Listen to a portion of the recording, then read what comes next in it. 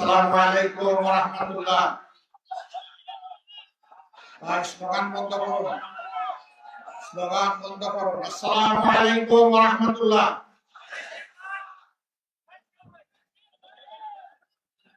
প্রিয় যশোরবাসী ভাই ও বোনেরা, আপনারা কেমন আছেন? আলহামদুলিল্লাহ রাব্বিল আলামিন, ওয়াসসালাতু ওয়াসসালামু আলা রাসূলিল কারীম ওয়া আলা আলিহি ওয়া সাহবিহি ওয়া আহলি বাইতিহি আজমাইন। ঐতিহ্যবাহী জেলা, কার্যত বাংলাদেশের সর্বপ্রাচীন জেলা যশোরের কেন্দ্রস্থলে আসন্ন নির্বাচনে 11 দলের পক্ষে 6টি আসনে যাদেরকে প্রার্থী করা হয়েছে তাদের সমর্থনে এবং গণভোটের সমর্থনে আয়োজিত জনসভার সম্মানিত সভাপতি, মঞ্চে বসা বাংলাদেশ জামাত ইসলামী সহ 11 দলের কেন্দ্রীয় এবং স্থানীয় নেতৃবৃন্দ, যশোরবাসী ভাই ও বোনেরা, সাংবাদিক বন্ধুগণ, আল্লাহ তাআলার শুকরিয়া আদায় করছি 1 বছরের মধ্যে এটি দ্বিতীয়বার এবং একই মাঠে দ্বিতীয়বার আমাদের আগমন। আজকে আমার বক্তব্যের আগে এই সভার যিনি সম্মানিত সভাপতি, বাংলাদেশ জামাত ইসলামী যশোর জেলা শাখার সম্মানিত আমির, তিনি প্রিয় যশোরবাসীর পক্ষে কিছু ন্যায্য দাবি উত্থাপন করেছেন। এর মধ্যে একটা দাবি হচ্ছে সিটি কর্পোরেশন। আপনারা চান নাই, আমার বিবেক থেকে গতবার যখন এসেছিলাম তখনই বলে গিয়েছি, ইনশাআল্লাহ আল্লাহ যদি আমাদেরকে দেশ সেবার সুযোগ দেন, যশোরকে আমরা শহরকে সিটি কর্পোরেশনে উন্নীত করব। প্রিয় যশোরবাসী, মেডিকেল কলেজ, সদর হাসপাতাল, জলাবদ্ধতা, ভৌত অবকাঠামো, যোগাযোগ ব্যবস্থা, এই সমস্ত বিষয়ে যে সমস্ত দাবি উত্থাপিত হয়েছে এগুলা কোনো অযৌক্তিক আহামরি কোনো দাবি নয়, এগুলা অত্যন্ত যৌক্তিক দাবি। আমরা নির্দ্বিধায় কথা বলতে পারি, আমাদের প্রতীক হচ্ছে দাঁড়িপাল্লা। এই পাল্লার মাপে ইনশাআল্লাহ আমরা কোনো কম বেশ করব না। যার যেখানে যেটা পাওনা তাদের হাতে আমরা সেটা তুলে দেওয়া হবে আমাদের নৈতিক দায়িত্ব। যদি আল্লাহ তাআলা তার আসমানি ফয়সালার মাধ্যমে এই জমিনের মানুষদের খেদমত করার সুযোগ আমাদেরকে দান করেন, সে সুযোগটা আসবে জনগণের হাত দিয়ে। উসিলাটা হচ্ছে জনগণের হাত 12 তারিখ। আপনারা ইতিমধ্যে লক্ষ্য করেছেন, দুটি ভোট সামনে রেখে 12 তারিখ আমাদের খুব কাছাকাছি চলে আসছে। একটি ভোট হচ্ছে গণভোট, অতীতের বস্তা বসা রাজনীতি এবং রাজনৈতিক বন্দোবস্তকে পরিবর্তন করে নতুন রাজনীতির সূচনা করা, এবং সেই রাজনীতি হবে জনগণের রাজনীতি। এই রাজনীতি কোন পরিবার বা কোন দলের রাজনীতি হবে না, একেবারেই খাঁটিভাবে হবে জনগণের রাজনীতি। এই জন্য আমরা যেখানেই গিয়েছি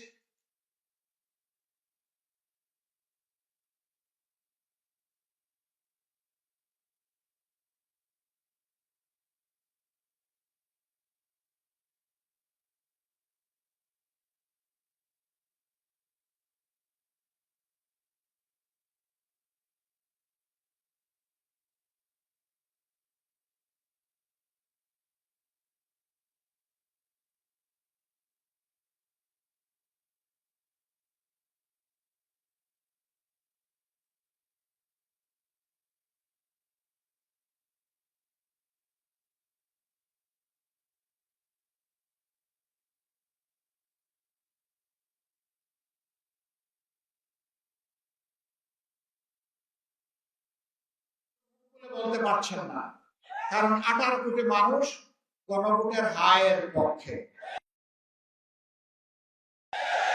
18 কোটি মানুষ এখন পরিবর্তন দেখতে চায়। পুরোনো ব্যবস্থায় আর ফিরে যেতে চায় না। গণভোটে হা মানেই হচ্ছে আজাদি, গণভোটে না তার মানে হচ্ছে গোলামি। গোলামি না আজাদি, গোলামি না আজাদি। ইনশাআল্লাহ 12 তারিখ প্রথম ভোটটা পড়বে হা চিহ্নে। ইনশাআল্লাহ হা ভোট যদি বিজয়ী হয় বাংলাদেশ জিতে যাবে, হা ভোট যদি পরাজিত হয় বাংলাদেশ হেরে যাবে। আমরা বাংলাদেশকে ইনশাআল্লাহ হারতে দিব না। জনগণের ভালোবাসা সমর্থন নিয়ে হা ভোট বিজয়ী হবে, বাংলাদেশ বিজয়ী হবে ইনশাআল্লাহ। দ্বিতীয় ভোটটি হচ্ছে সরকার গঠনের জন্য সমর্থন জানানো। হা ভোট বিজয়ী যদি না হয় কোন সরকার গঠন করে কোনো লাভ হবে না জনগণ। আগে ভিত্তি হচ্ছে হা ভোট, এরপরে কাকে দেব পরিষ্কার। আমাদের মধ্যে অবশ্যই নিজেদের কর্মের কর্মসূচির প্রতিযোগিতা হবে, এটাই তো স্বাভাবিক। নিজেদের যুক্তি আদর্শ নিয়ে জনগণের কাছে যাব, এটাই স্বাভাবিক। কিন্তু আমরা মাঝে মাঝে একেবারে পরস্পর বিরোধী কিছু জিনিস দেখি। একদিকে আমাদের একটি বন্ধু সংগঠন, তারা বলছেন জনগণকে ফ্যামিলি কার্ড দিবেন এবং সেইটা দিবেন মহিলাদের হাতে। আবার আরেকদিকে মহিলারা যখন কোন একটা দলের পক্ষে, আদর্শের পক্ষে, নতুন বাংলাদেশের পক্ষে, হা ভোটের পক্ষে ভোট চাওয়ার জন্য বের হচ্ছে, একদিকে ফ্যামিলি কার্ড আর একদিকে মা বোনদের গায়ে হাত। দুইটা তো একসাথে চলে না। এ দিয়ে একটি বার্তা দেওয়া হচ্ছে জাতিকে, বার্তা দেওয়া হচ্ছে আগামীতে এমন কোন দল যদি ক্ষমতায় আসে যারা এখনই গায়ে হাত দেয়, তাদের কাছে বাংলাদেশের একজন মা বোন নিরাপদ হবেন না।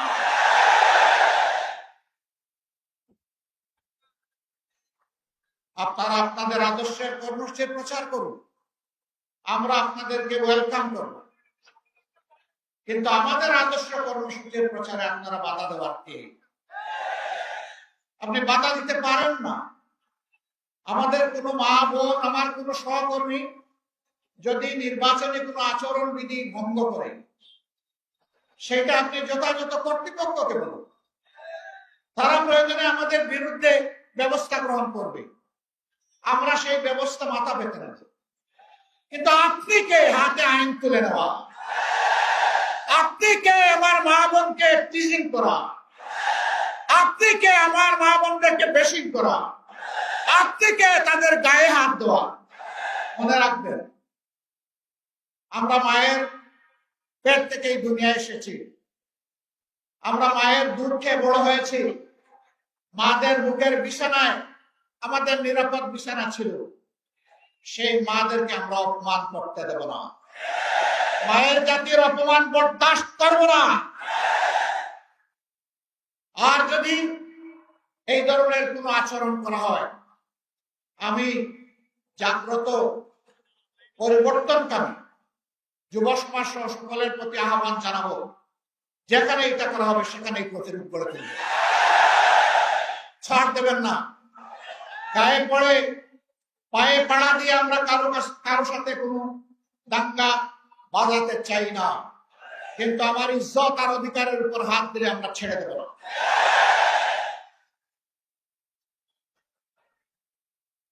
প্রিয় দেশবাসী, যশোরে কাণ্ড ঘটেছে, আমি এসে শুনতে পেরেছি।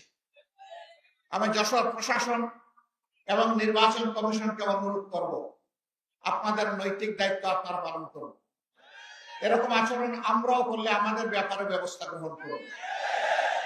আমরা কারো কোনো আনুকূল্য চাই না, কিন্তু রাষ্ট্রের নিয়োজিত কর্মকর্তা কর্মচারী যারা আছেন তারা জনগণের হয়ে দায়িত্ব পালন করবেন, কোন দলের হয়ে নয়।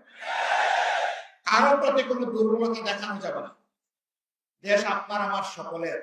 এই দেশটি ভালো থাকলে আপনি, আপনার পরিবার, আত্মীয় স্বজন, বন্ধু বান্ধব সবাই মিলেই ভালো থাকবেন। আর এই দেশটি যদি খারাপ হয়ে যায়, কেউ আমরা শান্তি পাবো না, আপনিও শান্তি পাবেন না। সুতরাং আমরা আহ্বান জানাবো, এই সত্য উপলব্ধি করে অবস্থান নিবেন জনগণের পক্ষে, কোনো দলের পক্ষে নয়। প্রিয় দেশবাসী,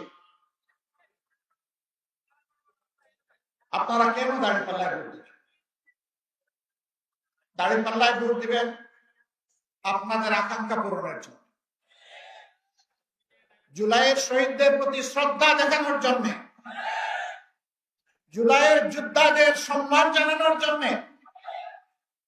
তাদের যে এসপিরেশন বা আকাঙ্ক্ষা ছিল ওটা বাস্তবায়নের জন্য, আমার মায়ের জন্য, বোনের জন্য, মেয়ের জন্য নিরাপদ বাংলাদেশ গড়ে তোলার জন্য, ব্যবসায়ীদেরকে চাঁদার জ্বালা থেকে মুক্তি দেওয়ার জন্য, সিন্ডিকেট এবং চাঁদাবাজের কারণে 18 কোটি মানুষ অস্বাভাবিক দ্রব্যমূল্যের জাতাকলে পিষ্ট সেই মানুষগুলোকে মুক্তি দেওয়ার জন্য, সমাজে সকলের জন্য সমান এবং ন্যায় বিচার নিশ্চিত করার জন্য। আপনারা বলবেন এত সুন্দর সুন্দর কথা বললেন, আপনারা ক্ষমতায় গেলে এটা বাস্তবায়ন করবেন, তার কোন প্রমাণ আছে? আলহামদুলিল্লাহ আছে, আলহামদুলিল্লাহ আছে। আমার ছোট ভাই এখানে বলে গেছে 2001 থেকে 6 আমরা একটা সরকারের ছোট্ট অংশীদার ছিলাম, 2 জন মন্ত্রী, 3টা মন্ত্রণালয়।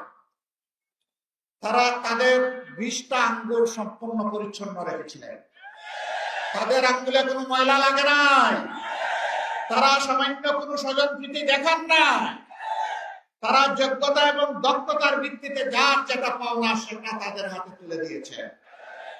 তারা শুধু সৎ ছিলেন না, সততার সাথে সাথে তারা স্মার্টও ছিলেন। তাদের মন্ত্রণালয়গুলো বদ্ধ কারখানা খুলে দিয়েছিল, কৃষিতে জীবন ফিরিয়ে এনেছিল, সমাজসেবায় বিপ্লব তৈরি করেছিল, কিন্তু তাদের গায়ে কেউ সামান্য স্পট লাগাতে পারে না।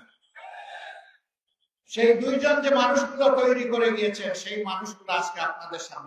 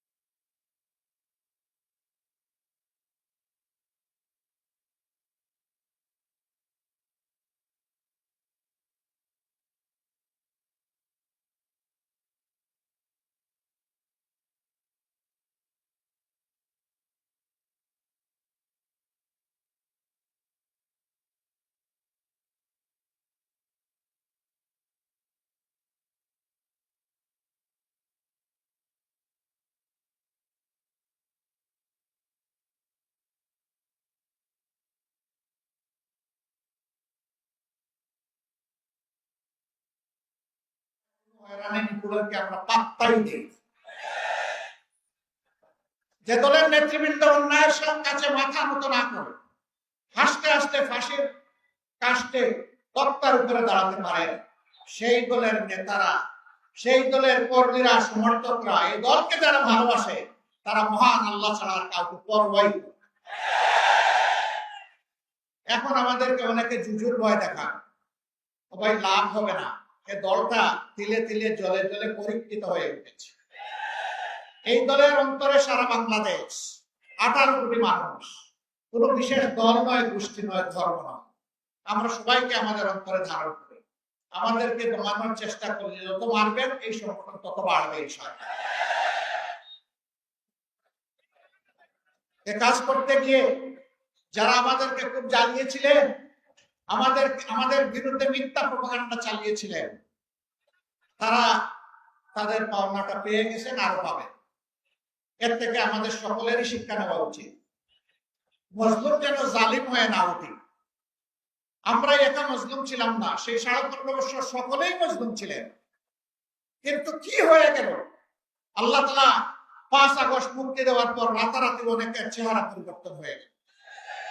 অবশ্যই যশোরের মানুষ যেহেতু আদি বুনিয়াদি মানুষ, শিক্ষিত মানুষ, ভদ্র মানুষ। যশোরে আপনারা যাই বলেন, এখানে কেউ চাঁদাবাজি করে না। এখানেও চাঁদাবাজি করে? এখানে কোনো স্ট্যান্ডম্যান দখল হয় না, তাই না? এখানে হয়। এখানে কেউ তো মামলাবাজি করে না, তাও করে। মামলাবাজি করে জনগণকে অতিষ্ঠ করে তোলা হয়েছে। মজলুম দলটি তার নাই অফিস, নাই তার নিবন্ধন, নাই তার চিহ্ন বর্ণ, কিছুই নাই। বিদায় নেওয়ার ৬০ দিন আগে নিষিদ্ধ। তারপরে প্রথম রাতে ৫ তারিখ দাঁড়িয়ে আমরা জাতিকে আহ্বান জানালাম, আপনারা অবশ্যই শান্ত থাকবেন, ধৈর্য ধরবেন, দেশকে ভালোবাসবেন, সকল নাগরিকের নিরাপত্তার জন্য নিজ নিজ জায়গা থেকে কাজ করবেন। আমরা বলে দিলাম, আমাদের উপর যাই জুলুম করা হয়েছে, আমরা কারো উপর থেকে প্রতিশোধ নেব না। আমরা আমাদের সহকর্মীকে বলে দিলাম, আইনের প্রতিকার চাওয়ার, বিচার চাওয়ার অধিকার আছে, পাওয়ার অধিকার আছে। তবে আমরা স্পষ্ট ভাষায় বলে দিচ্ছি যে সাবধান, একজন মানুষকে মিথ্যা অভিযোগে আপনার মামলার অন্তর্ভুক্ত করবেন না।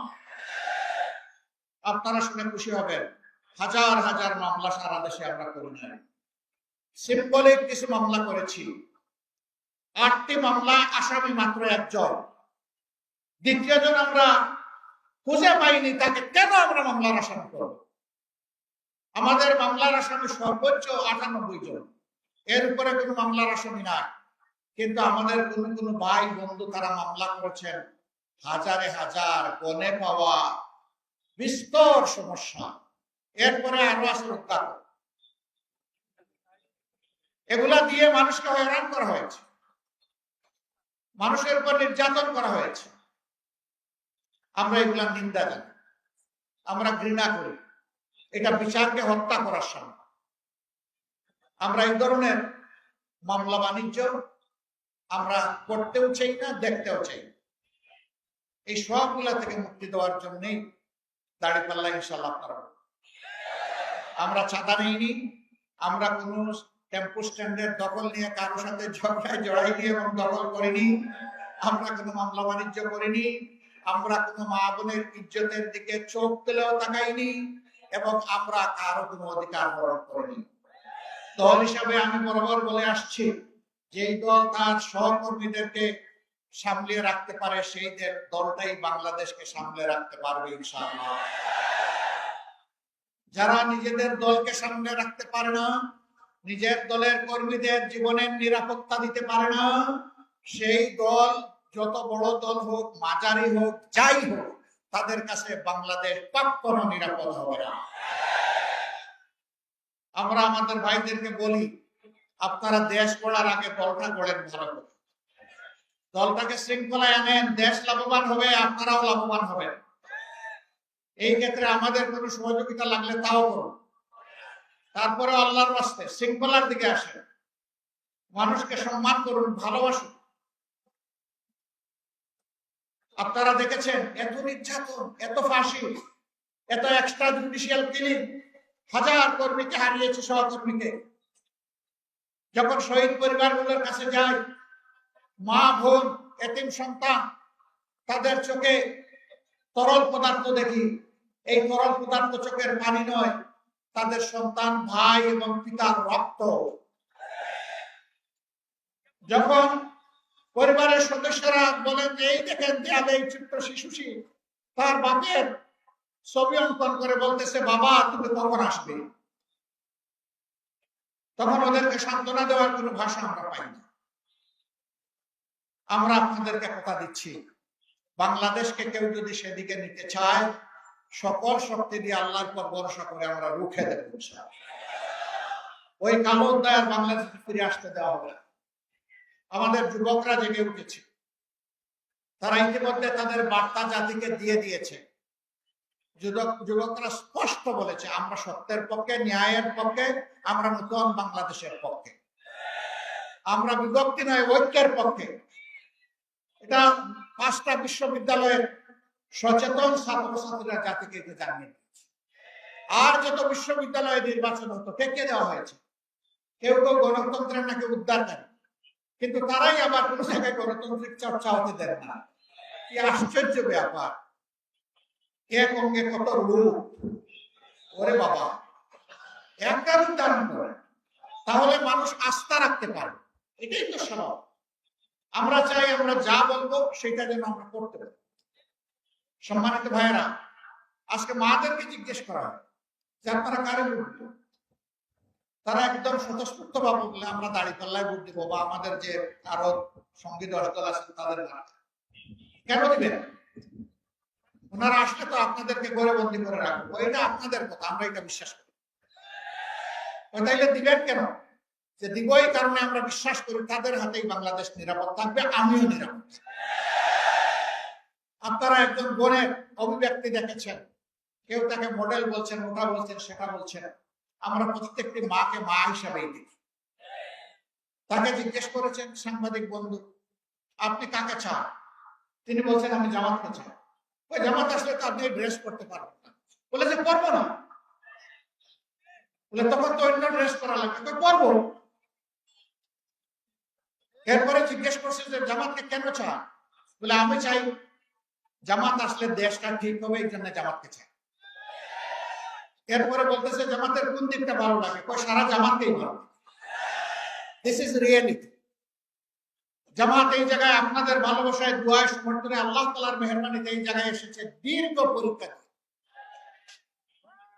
প্রিয় দেশবাসী, আমরা একা দেশ চালাবো এটা আমরা চিন্তা করি না, আমরা জাতিকে ঐক্যবদ্ধ করে চলতে চাই। এই জন্য আমরা দেখেছেন যে 11টি দল আমরা হাতে হাত মিলিয়েছি। আমরা এই জাতিকে নিয়ে সামনের দিকে এগিয়ে যেতে চাই ইনশাআল্লাহ। যুবক যুবতী ভাই ও বোনেরা, আমরা আল্লাহর মেহেরবানিতে তোমাদের হাতে বেকার ভাতা তুলে দেব না। তোমাদের হাতে বেকার ভাতা তুলে দিয়ে এই জাতির যুবক যুবতীরা বেকার বিশ্বের দরবারে এই লজ্জাজনক পরিচয় আমরা দিতে চাই না। বরঞ্চ তোমরা আমাদের কলিজার টুকরা, মুখের ধন। আমরা তোমাদেরকে দক্ষ জনবল হিসেবে গড়ে তোলার জন্য যা দরকার তাই করো। এরপরে তোমাদের হাতে হাতে সম্মানের কাজটি আমরা তুলে দেব। তখন তোমরা হবে গর্বিত নাগরিক, বুক ফুলিয়ে বলবে আমিও বাংলাদেশের উন্নয়নে অবদান রেখে চলেছি, আমি বাংলাদেশের একজন দক্ষ লোক। আমরা সেই দক্ষতা এবং প্রাপ্যতার ভিত্তিতে কাজ হাতে তুলে দিতে চাই। আমরা চাই না আমাদের পটেনশিয়াল একজন যুবক কিংবা যুবতী তারা দেশ গড়ার কাজ থেকে বঞ্চিত হোক। আমরা সবাইকে সম্পৃক্ত করতে চাই। বেকার ভাতা দেওয়া মানে বেকারত্বকে উৎসাহিত করা, এই কাজ আমরা করব। আমরা বেকারত্ব দূর করতে চাই, ভাতার বদলে আমরা কাজ হাতে তুলে দিতে চাই। যুবকরা কি মন খারাপ করেছেন? একে হাত তুলে বলেন তো, আপনারা কি বেকার ভাতা নিতে চান? আপনারা আপনাদের দক্ষ হাত কাজের জন্য পেরেশান হয়ে খোলা রাখবেন, সে হাত আমরা ভরে দেবো ইনশাআল্লাহ।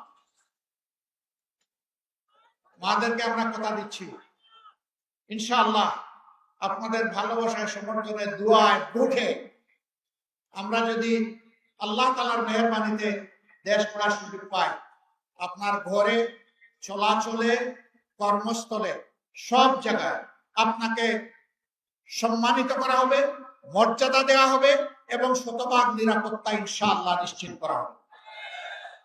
বড় শহরগুলোতে মেয়েদের চলাচলের জন্য আলাদা যোগাযোগ ব্যবস্থা গড়ে তোলা হবে। জায়গায় জায়গায় পুরুষের জন্য অনেক ব্যবস্থা আছে, মহিলাদের জন্য কোনো ওয়াশরুমের ব্যবস্থা নেই, নামাজের ব্যবস্থা। ইনশাআল্লাহ সেই উদ্যোগগুলো আমরা নেব। আমি যখন দেশে বিদেশে ভ্রমণ করি, তখন যারা বিমানের কর্মচারী বা ক্রাফটের কর্মচারী বাংলাদেশি যারা, তারা অনেকে এসে বলে আমরা কি আপনারা আসলে যদি চাই তাহলে মাথায় এক টুকরা কাপড় দিতে পারবো, আমাদেরকে এই অপশনটাকে খুলে দেওয়া হবে? মাঠের দিকে তাকাইয়া বলি, মা, যদি আল্লাহ সেই সুযোগ দিবেন, দিয়ে থাকেন, তাহলে সকল ধর্মের লোকেরা তাদের ধর্মীয় পোশাক আশাক পরতে পারবে, কাউকে বাধা দেওয়া হবে না। তোমার জন্য তোমার দুয়ার, অন্যের জন্য অন্যের দুয়ার খুলে যাবে, কোনো সমস্যা নেই। সম্মানিত ভাইয়েরা, 90% মুসলমানের দেশে 54 বছর পরে একটা মেয়ে, একটা মা আমাকে কেন এই প্রশ্ন করবে জানতে চাই। ইনশাআল্লাহ সকল ক্ষেত্রে তার সমাধান করা হবে আল্লাহ চাই। সিন্ডিকেট মুক্ত বাংলাদেশ আমরা গড়ে তুলব ইনশাআল্লাহ। সিন্ডিকেট এখন গোটা বাংলাদেশকে অবশ করে ফেলেছে সর্বক্ষেত্রে। এই সিন্ডিকেট হাত আমরা গুঁড়া করে দেব। চাঁদাবাজি করা লাগবে না, ওদেরকেও বুকে টেনে নিয়ে ওদের হাতেও কাজ তুলে দেবো ইনশাআল্লাহ। আমি বলেছিলাম ভয় পেও না চাঁদাবাজ, তোমাদেরকে আমরা সম্মানিত করবো। আমরা ঠিকই বলছি, ইনশাআল্লাহ সম্মানিত, কারণ তোমরা আমাদের সন্তান। তো তোমাদের প্রতি আমাদের দায়িত্ব আছে, এই দায়িত্ব আমরা উপেক্ষা অগ্রাহ্য করতে পারি। যারা তোমাদেরকে বিপদে নিয়েছে আমরা তাদেরকেও সুপথে নিয়ে আসবো ইনশাআল্লাহ। সুপথে এসে সবাই দল করুক, তুমিও সেই দল করো, আমার কোনো আপত্তি নেই। কিন্তু তোমাকে সমাজে আর লজ্জাজনক পরিচয়ে আমরা পরিচিত করে রাখতে চাই না, ওই জায়গা থেকে উদ্ধার করতে চাই। আপনারা দোয়া করবেন।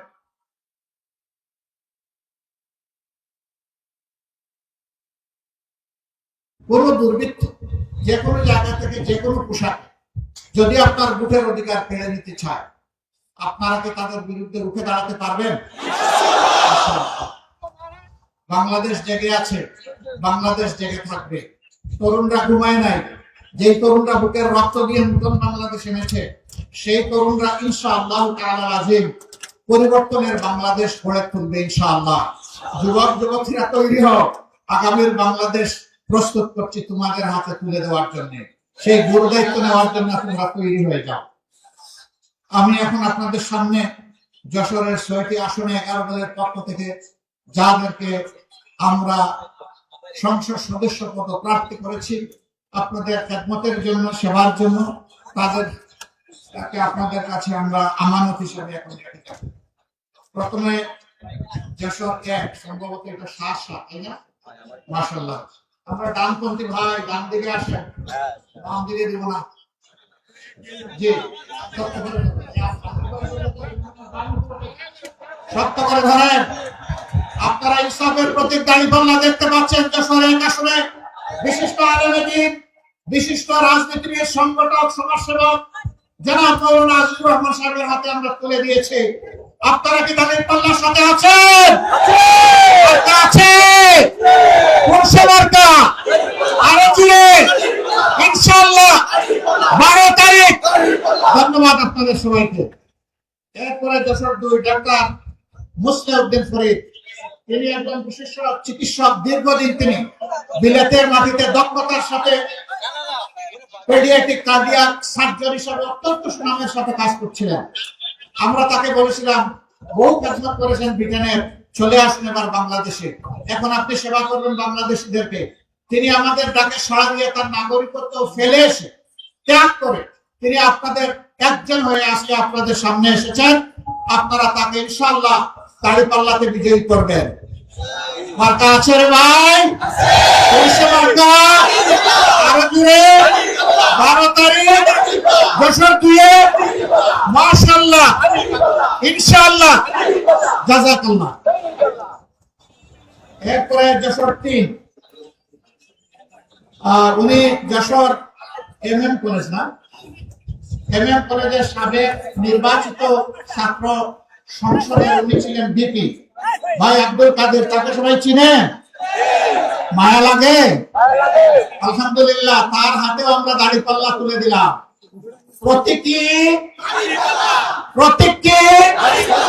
12 তারিখ ঘরে ঘরে জনে জনে বিজয় হবে ইনশাআল্লাহ, জাযাকাল্লাহ। এরপরে যশোর ৪, সুনামধন্য যশোর জেলা শাখার সম্মানিত আমির এবং বিশিষ্ট শিক্ষাবিদ, সমাজসেবক, রাজনীতিবিদ জনাব অধ্যাপক গোলাম রসুল। তাকে আপনারা চিনেন? মায়া লাগে? পুরুষের প্রতি আরো জুড়ে ইনশাআল্লাহ 12 তারিখ বিজয় হবে ইনশাআল্লাহ, জাযাকাল্লাহ। এরপরে যশোর ৫, এটা সম্ভবত মনে রাখবে। জি, বিশিষ্ট আইনজীবী, সমাজসেবক, রাজনীতিবিদ এবং চরম অন্ধকার যুগেও তিনি উপজেলা চেয়ারম্যান হিসেবে প্রতিদ্বন্দ্বিতা করেছিলেন। তার বিজয় জোর করে ছিনিয়ে নেওয়া হয়েছিল। এবার কাউকে আর বিজয় ইনশাআল্লাহ আমরা চিন্তাই করতে দেব না। ইনসাফের প্রতীক দাঁড়িপাল্লা আপনারা আছেন? আরো জুড়ে, আরো জুড়ে। 12 তারিখ ইনশাআল্লাহ সারাদিন মা বোনদের নিয়ে সবাই মিলে হাতে হাত মিলিয়ে বিজয় হবে ইনশাআল্লাহ। জাযাকাল্লাহ। 206 পুরানা মানুষ, মাশাআল্লাহ।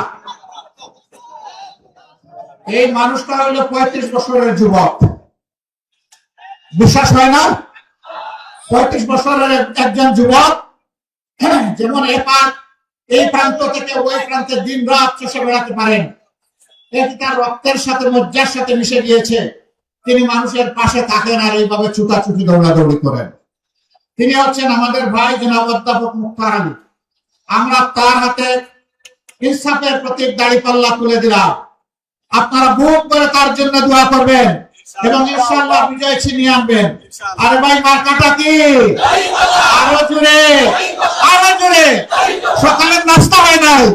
দাঁড়িপাল্লা 12 তারিখ সারাদিন বিজয় হবে ইনশাআল্লাহ।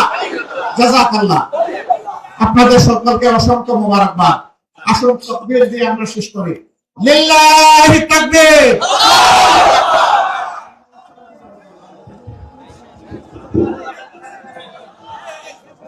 বসেন বসেন, আমার তাকবীর শেষ হয়নি। সম্মানিত ভাইরা, আমাদের প্রিয় নেতা নেত্রী শফিক রহমান রাজধানী থেকে যিনি নির্বাচনে তিনি একজন সংসদ সদস্য প্রার্থী। মিরপুর কাফরুল থেকে আমরা আমাদের জামাতকে যশোরবাসীর পক্ষ থেকে দাঁড়িপাল্লা প্রতীক হাতে দিয়ে তার জন্য দোয়া করছি। আল্লাহ পাক সারা দেশে দাঁড়িপাল্লার বিজয় দান করুন। জাযাকুমুল্লাহু খায়রান, বারাকাল্লাহু ফি হায়াতিকুম। আসেন আমরা স্লোগানে ফিরে যাই। লিল্লাহি তাকবীর, লিল্লাহি তাকবীর, ইনকিলাব, ইনকিলাব, জিন্দাবাদ, জিন্দাবাদ, ইনকিলাব, জিন্দাবাদ, জিন্দাবাদ। আসসালামু আলাইকুম ওয়া রাহমাতুল্লাহ।